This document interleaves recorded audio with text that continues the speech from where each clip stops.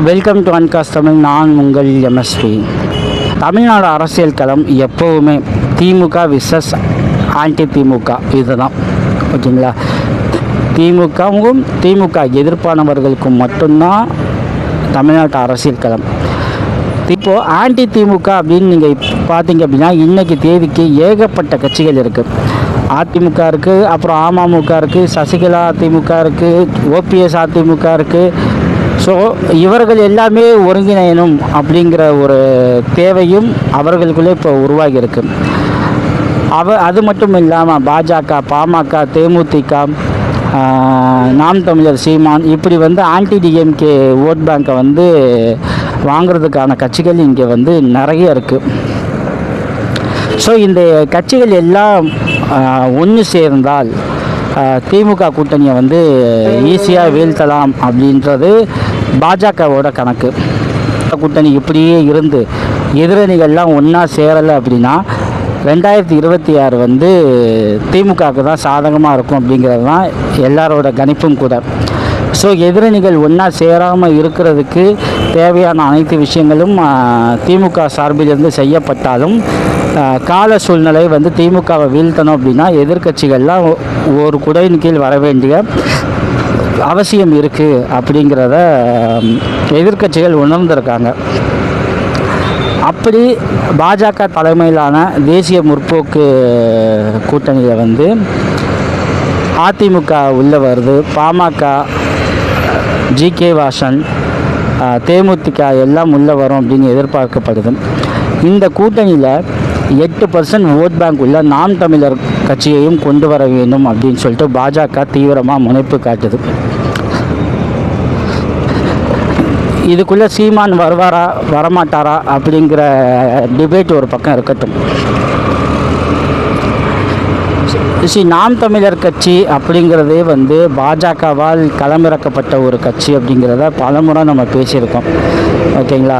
பாஜகவோட தமிழ்நாடு பிதாமகன் அப்படின்னு சொல்லப்படுற குருமூர்த்தி தான் சீமானை கூட்டு போய் ஆதித்யநாத்தை பேசி இந்த கட்சியை வாங்கி கொடுத்தாரு அப்படிங்கிறது எல்லாருக்குமே தெரியும்.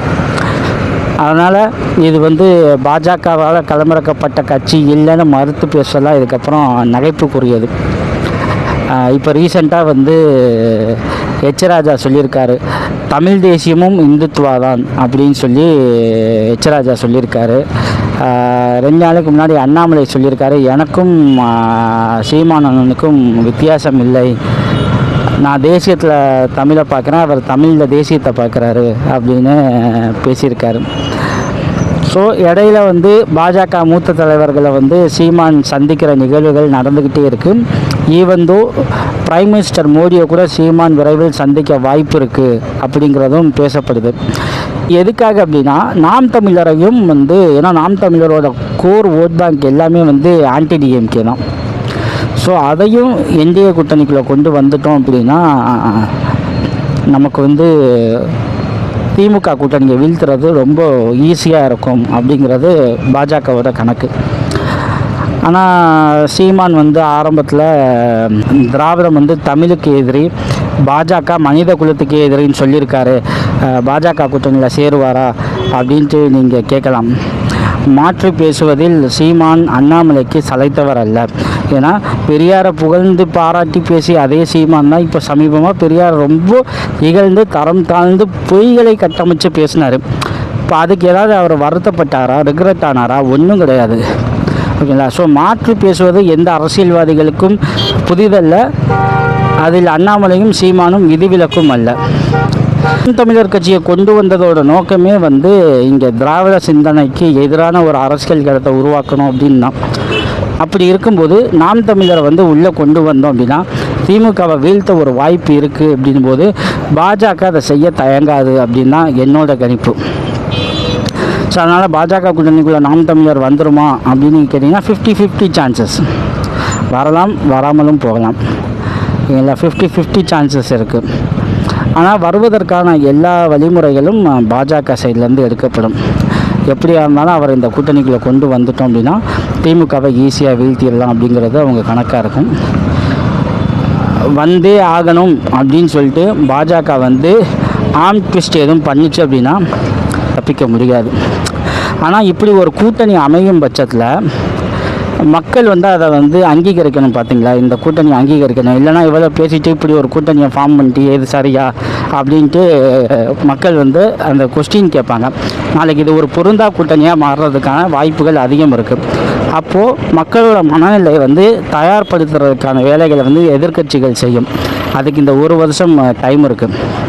இந்த ஒரு வருஷம் எப்படி போகும்னா, திமுகவில் வந்து சட்டம் ஒழுங்கு மிக மோசமாக இருக்குது, கொடுங்கோல் ஆட்சி நடக்குது அப்படிங்கிற மாதிரியான ஒரு நரேட்டிவ் செட் ஆகிறதுக்கான வாய்ப்புகள் அதிகம் இருக்குது.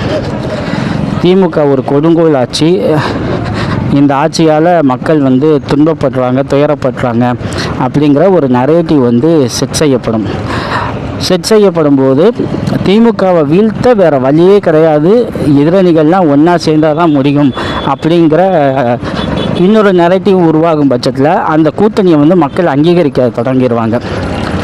ஸோ அதற்கான வேலைப்பாடுகள் வந்து இந்த 1 இயரில் நடக்கிறதுக்கான வாய்ப்புகள் மிக அதிகமாக இருக்குது. அதை சரி செய்ய வேண்டிய பொறுப்போ அதை சமாளிக்க வேண்டிய பொறுப்பும் திமுகவுக்கு தான் இருக்குது. ஓகே, ஏன்னா ஏற்கனவே இங்கே சட்டம் ஒழுங்கு அந்த லெவலில் தான் இருக்குது. இதில் புதுசாக மேனிப்புலேட் பண்ண வேண்டிய அவசியமே கிடையாது. சட்டம் ஒழுங்கு ரொம்ப மோசமாக தான் இருக்குது. அதை எதிர்க்கட்சிகள் கையில் எடுத்து தங்களுக்கு சாதகமான ஆயுதமாக மாற்றிக்கிறதுக்கான வழியை தான் பார்ப்பாங்க. அது நடக்கக்கூடாது அப்படின்னா சட்டம் ஒழுங்கை பராமரிக்க வேண்டிய பொறுப்பு திமுக அரசுக்கு இருக்குது. இல்லை அப்படின்னா திமுக ஒரு கொடுங்கோல் ஆட்சி, முதல்வர் ஸ்டாலின் ஒரு கொடுங்கோலன், மக்கள் வந்து இதனால் ரொம்ப கவலை அடைகிறாங்க, துயரப்படுறாங்க அப்படிங்கிற நரேட்டிவ் உருவாகும். திமுகவை வீழ்த்த வேறு வழியே கிடையாது, அதனால் எங்கள் கொள்கையெல்லாம் கொஞ்சம் ஓரம் கட்டிட்டு காமன் மினிமம் ப்ரோக்ராம் அடிப்படையில் நாங்கள்லாம் ஒரே கூட்டணிக்குள்ளே வரோம் அப்படின்னு சொல்லிட்டு என்டிஏ தலைமையில் நாம் தமிழரும் இணைவதற்கான வாய்ப்புகள் அதிகம் இருக்குது அப்படிங்கிறதையும் நான் சொல்லிக்கிறேன். அப்படி ஒரு வேளை இணைந்தால் தமிழ் தேசியம் கருத்து நீர்த்து போகுமா அப்படின்னு நீங்கள் கேட்டிங்கன்னா, நீங்கள் ஆரம்பத்துலேருந்தே நீங்கள் எடுங்க, மாப்போசிலேருந்து எடுங்க. தமிழ் தேசியம் பேசின அத்தனை நீரோட்டமும் கடைசியில் இந்துத்துவா அப்படிங்கிற கடலில் தான் கலந்துருக்கு. அதில் எந்த விதிவிலக்கும் கிடையாது. அதோட 10ஓட 11 அத்தோட இதுவுன்ற மாதிரி சீமானும் அதில் போய் கலந்தார் அப்படின்னா இதில் ஆச்சரியப்பட நமக்கு ஒன்றும் கிடையாது. அரசியல் தெரியாத சீமான் ஆதரவாளர்கள் வேணால் கொஞ்சம் வந்து கவலைப்படலாம். ஆனால் தமிழ் தேசியம் பேசின அத்தனை பேரும் இந்துத்துவாவில் தான் போய் சங்கமிச்சிருக்காங்கன்றத நீங்கள் வரலாறை படிச்சிங்கனாலே தெரியும்.